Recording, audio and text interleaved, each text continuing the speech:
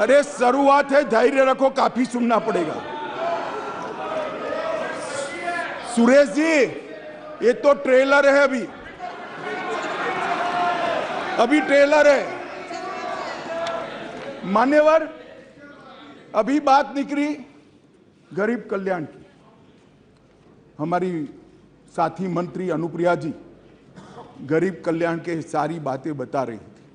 मान्यवर, गरीबी हटाओ का नारा दिया, सालों तक गरीबी हटाओ के नारे के आधार पर देश की भोली भाली गरीब जनता का विश्वास प्राप्त किया और वोट लेते रहे, जीतते रहे, गरीबी जस की तस रह गई।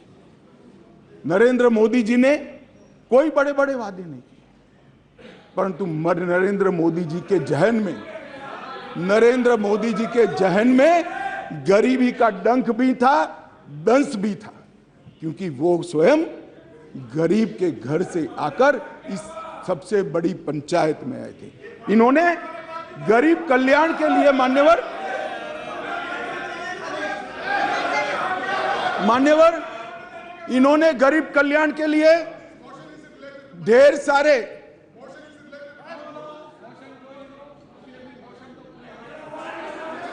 मान्यवर सुरेश जी इतने सीनियर मेंबर है, उनको अविश्वास प्रस्ताव का कैरेक्टर मालूम नहीं है।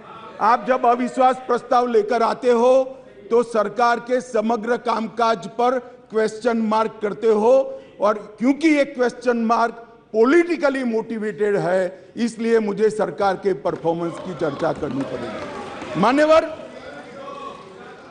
मान्यवर, इस देश के करोड़ों गरीबों के नसीब में जब तक मोदी जी प्रधानमंत्री नहीं बने, धुएं से भरा हुआ घर था।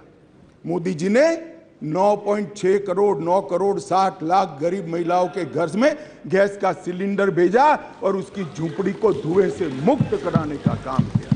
मान्यवर, 11 करोड़ परिवार ऐसे थे, दुनिया में कोई विचार नहीं कर सकता। कई देशों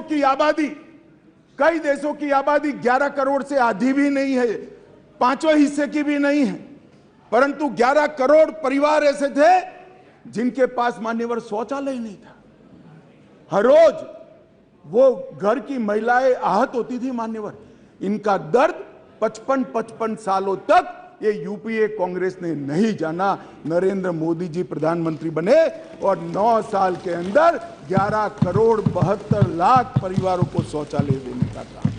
मान्यवर, देश के बहुत बड़े तबके में और विशेषकर गरीब के घर में, दलित के घर में, आदिवासी के घर में, पिछड़े के घर में, झोंपड़पट्टी में शुद्ध पीने का पानी नहीं मिलता, फ्लोराइड युक्त पानी पीते थे, भरी जुआनी में बूढ़े हो जाते थे, बाल सफेद हो जाते थे, हड्डियां टेढ़ी हो जाती थी। मान्यवर, मोदी जी ने हर घर नल के माध्यम से 12.65 लाख करोड़ मतलब 12 करोड़ 65 लाख घरों में जल से नल पहुंचाने का काम समाप्त। मान्यवर,